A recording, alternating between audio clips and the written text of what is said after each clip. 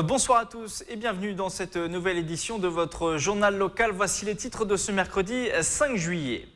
Beaucoup de sourires et quelques larmes. Les résultats du baccalauréat étaient dévoilés ce matin. Nous étions à Versailles pour suivre des étudiants et leurs parents dans ce moment crucial. Éviter les fausses nouvelles et décrypter les informations. La préfecture des Yvelines a organisé un séminaire autour de l'éducation aux médias pour les quartiers prioritaires de la politique de la ville. Éducateurs, élus et journalistes ont échangé le temps d'une après-midi. L'occasion aussi de renforcer le lien entre médias et quartiers. Acteur majeur en France de la lutte contre la transmission de nombreuses maladies, l'association HF Prévention vient d'inaugurer ses nouveaux locaux à Trappes, une étape de plus qui marque aussi un élargissement du champ d'action de l'association. L'hommage était forcément national ce mercredi pour saluer la mémoire de Simone Veil. La femme politique et rescapée de la Shoah reposera avec son époux au Panthéon. C'est l'annonce du président de la République ce matin lors de son éloge funèbre. Celle qui reste avant tout dans l'esprit des Français pour avoir légalisé l'avortement en 1975 en tant que ministre, a donné aussi son nom à la faculté de médecine de Saint-Quentin en Yvelines. Elle était d'ailleurs présente, vous le voyez, lors de l'inauguration le 3 décembre 2012. Et aujourd'hui, nous sommes allés dans les rues de l'agglomération recueillir vos témoignages au micro de Patrick Jacques de Dixmude. Une belle femme, entre guillemets, sur tous les plans, qui a apporté beaucoup de choses à nous les femmes. Déjà, c'est elle qui a aidé les femmes pour l'avortement. Sans elle, on n'aurait pas pu enlever. Donc voilà, c'est un bon souvenir. Elle nous a donné un beau cadeau aux femmes. Une femme en tant que femme et une femme politique. Extraordinaire comme il n'y en a plus aujourd'hui, quoi. Honnête, intègre, profondément humaine. Une femme de caractère qui prenait les choses à bras le corps, une vraie visionnaire et quelqu'un de très courageux. Voilà. Qui était fidèle à ses convictions, qui a su s'imposer dans des situations difficiles. J'ai une grande admiration pour elle. L'actualité de ce mercredi marquée aussi par les résultats du baccalauréat. C'est la fin du suspense pour les étudiants. Comme au lycée Marie Curie à Versailles, les petites listes qui délivrent le précieux sésame ont provoqué là-bas explosion de joie, mais aussi malheureusement quelques larmes. Un sujet de Charlie Nurel. 10h ce matin, les portes du lycée Marie Curie s'ouvrent. Les lycéens se précipitent à l'intérieur du bâtiment. Une dernière épreuve les attend avant le soulagement. Trouver leur nom dans ces longues listes pour savoir s'ils ont obtenu leur baccalauréat. En quelques minutes, l'anxiété et le stress se dissipent et laissent place aux cris de joie, effusion et larmes. Je m'y attendais un petit peu, mais c'est vrai que ma moyenne, 18,73, je m'y attendais pas du tout. C'est quoi ta meilleure note? C'est 19 en maths. J'ai eu mention assez bien, donc je suis content parce que j'étais pas sûr. Donc maintenant c'est fait et on va noyer ça, on va dire. Ça fait toujours une grande joie, même si l'élève a été plutôt brillante pendant l'année, on a toujours un petit pincement au cœur le jour des résultats, une petite crainte, on ne sait jamais. À peine remis de leurs émotions, les bacheliers vont chercher leur dossier. Dans les files d'attente, les lycéens trépignent d'impatience. Après une signature, ils peuvent enfin découvrir les notes qu'ils ont obtenues. Les rires s'envolent dans la salle, les feuilles de notes s'échangent entre amis, pas peu fiers. Il y a 12 ans maths, t'as eu 6. Non mais... Ah, 12 ans maths, 15 ans physique, ça c'est bien. On respecte. Une fierté partagée par les professeurs. Résultat à la main, les diplômés se précipitent vers ceux qui les ont accompagnés toute l'année pour leur annoncer la bonne nouvelle. Une certaine fierté parce qu'ils faisaient leur bac, puis on est heureux pour eux, quoi, tout simplement. Parce qu'on se rappelle cette époque-là aussi, c'était pas si loin. Forcément, ça me fait beaucoup, quoi. Et la prise de notes, c'est pour le petit côté statistique, voir si c'est à peu près cohérent avec ce que nous on a obtenu dans l'année. L'an dernier, le département avait obtenu 88,8% de réussite au baccalauréat. Un résultat au-dessus de la moyenne nationale, mais il faudra attendre vendredi et la fin des épreuves de rattrapage pour savoir si les Yvelines enregistrent cette année encore un bon résultat. Et puis, bien sûr, on souhaite bonne chance à ceux qui sont justement au rattrapage. L'éducation, décidément au cœur de l'actualité aujourd'hui. Les parents d'élèves et les professeurs des collèges protestaient cet après-midi à Guyancourt contre les ajustements de dotation mis en place par la direction des services départementaux de l'éducation nationale. Une dotation qui touche les établissements des Yvelines et qui nuit, selon eux, à leur bon fonctionnement. Les précisions avec ce reportage d'Osman Vanderdey. À l'appel du syndicat SNES 78, ils sont une vingtaine devant les locaux de la direction des services départementaux de l'éducation nationale. Parmi eux, des professeurs et des parents d'élèves qui protestent contre les ajustements de dotation dans les établissements des Yvelines.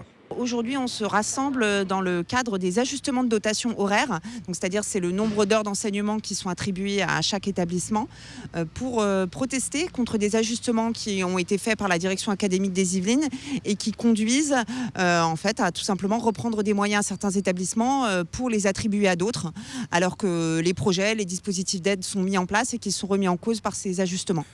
Selon le syndicat, les conséquences sont lourdes pour les établissements, comme des projets qui ne peuvent plus être financés, des dispositifs d'aide qui disparaissent ou encore des postes fragilisés à cause du sureffectif des classes. À la rentrée prochaine, certaines classes de 6e pourraient être composées de 32 élèves. Oui, les élèves en pâtissent, ne serait-ce que parce que pour pouvoir les accueillir sereinement en septembre, il faut avoir préparé le travail en amont. Et que si le travail qui a été préparé est défait au mois de juillet, évidemment, on ne les accueille pas dans d'aussi bonnes conditions. Si vous avez prévu de suivre une classe de 5e avec des petits groupes tout au long de l'année et qu'on vous annonce qu'en fait vous allez être 2 professeurs sur une même classe sans dédoublement, ce ne sont pas du tout les mêmes conditions d'accueil. L'inspection académique n'a pas souhaité s'exprimer sur le sujet. Le SNES 78 espère être reçu dans les prochaines semaines par les services départementaux de l'éducation nationale. Engager le dialogue entre journalistes et acteurs des quartiers prioritaires, c'était l'objectif d'un séminaire organisé hier par la préfecture des Yvelines. Des journalistes de France Télévisions ont animé une après-midi d'échange à laquelle ont participé 250 personnes. Les détails avec Camille Lambert. On a des soupçons autour de lui, on en parle. Fabriquer un journal, éviter les fake news et mener une enquête, voilà les thématiques abordées toute l'après-midi. Un séminaire pour favoriser le dialogue entre acteurs de l'information et habitants des quartiers prioritaires. Chaque mot que vous dites est très pesant et important. Le lien était dégradé parce que ça ne valorise pas les habitants que de toujours voir au journal télévisé des barres d'immeubles, des voitures qui brûlent, des poubelles qui brûlent, des violences urbaines. Donc il fallait vraiment que les habitants des quartiers, les professionnels, soient face aux journalistes et qu'ils se parlent. Ils doivent être conscients qu'ils sont porteurs d'un message qui peut être dévastateur ou très bénéfique. Et si on ne fait pas attention, mais on peut catapulter une commune, par exemple comme la mienne, 15 ans en arrière. Retrouver une confiance mutuelle par un échange sincère. 250 élus, policiers, éducateurs et travailleurs sociaux ont participé à cette conférence animée par des journalistes de France Télévisions. Pour le rédacteur en chef du magazine d'enquête de France 2, Cache Investigation, plus d'événements de ce type devraient avoir lieu. Il y a une très grande défiance vis-à-vis du travail des journalistes et vis-à-vis de l'information en général. Je crois que voilà, le seul moyen de sortir de cette défiance, c'est de venir, de s'expliquer. L'éducation à l'image, l'éducation à l'info doit faire partie de ce qu'on apprend dans les écoles. C'est important parce que ça fait partie de la vie. Ce partenariat entre France Télévisions et la préfecture des Yvelines a été mis en place en début d'année 2017. Il a permis de réaliser différentes actions d'éducation aux médias. Ce qui me rassure. Direction Guyancourt à présent, où la nouvelle clinique du pont du Routoir a été officiellement inaugurée hier, ouverte depuis le 11 janvier déjà. Ce nouvel établissement médical participe à la restructuration générale du quartier. La maire de la ville, Marie-Christine Le Tarnec, était présente pour l'occasion. Présentation de ce projet privé estimé à 16 millions d'euros par Michael Elmidoro et Mathilde Anskier. Mesdames, Messieurs, bienvenue à vous tous dans ce nouvel établissement de Corian-Guyancourt. Une soixantaine de personnes étaient réunies ce mardi 4 juillet pour l'inauguration officielle de la nouvelle clinique privée Corian-le Grand Parc. Cet établissement de 6000 m² situé dans le quartier du Pont du Routoir pour accueillir une centaine de patients pour une durée moyenne d'une trentaine de jours. Ici, on traite des patients qui ont subi une intervention chirurgicale et on les réhabilite pour qu'ils puissent reprendre leur vie normale. Donc nous sommes la suite logique de la médecine interventionnelle. Donc vous avez dans le secteur interventionnel une opération et les gens derrière ont besoin d'un certain nombre de pratiques, de rééducation qui sont données ici et qui leur permettent de retrouver une vie tout à fait normale. Dans cette troisième clinique du groupe implantée dans les Yvelines, les patients sont pris en main par plus de 124 salariés, dont 80 sont spécialisés dans les soins. Une méthode qui a séduit la mairie il y a 4 ans. Avec 10% de sa population âgée de plus de 60 ans, la ville espère avec cet établissement répondre au mieux aux attentes des seniors de la commune. À Guyancourt, on essaye d'avoir une offre de soins la plus importante pour les Guyancourtois. On a la maison de pluridisciplinaire de santé qui va ouvrir ses portes au mois de septembre. Un projet effectivement en partenariat avec les médecins du secteur. Et puis cette clinique de soins qui va compléter. Ça sera très intéressant pour l'ensemble des Guyancourtois qui ont déjà commencé à investir cette clinique dans le cadre de suites de soins. Coût total des travaux, 16 millions d'euros entièrement pris en charge par des financements privés. Une autre inauguration dans l'actualité locale, mais attrape cette fois-ci. L'association HF Prévention a présenté à ses différents partenaires ses nouveaux locaux, 130 m² flambant neufs qui marquent un tournant dans les actions que mène l'association depuis une dizaine d'années pour la prévention d'un grand nombre de maladies. Les détails avec ces images de Charlie Nurel.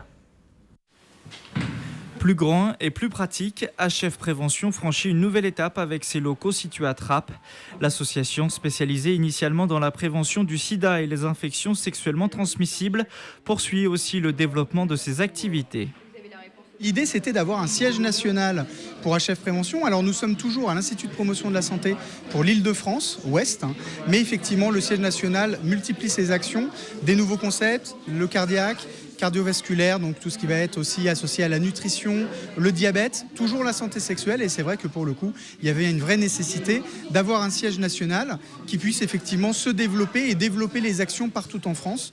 Présente sur le terrain depuis plus de 10 ans auprès des populations à risque dans les quartiers et différents lieux de vie, HF Prévention est devenu un acteur incontournable de la lutte contre la transmission des maladies chroniques et des affections de longue durée. L'association est également connue pour ses innovations comme l'application TUP. Trouver un préservatif, une première en France lancée en 2014. Elle est aussi respectée pour son travail avec les différents acteurs de la santé. La particularité d'HF Prévention, c'est qu'ils vont sur le terrain. Ils vont dans les lieux de drague extérieurs et à l'heure actuelle, il y a plus grand monde qui va dans ces lieux-là parce qu'il faut y aller, il faut connaître les lieux, il faut y passer du temps et il faut aller à la rencontre des gens et c'est pas très facile, quoi.